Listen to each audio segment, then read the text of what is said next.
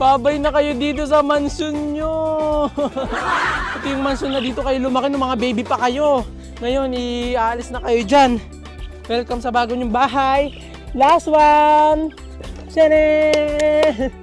Yay!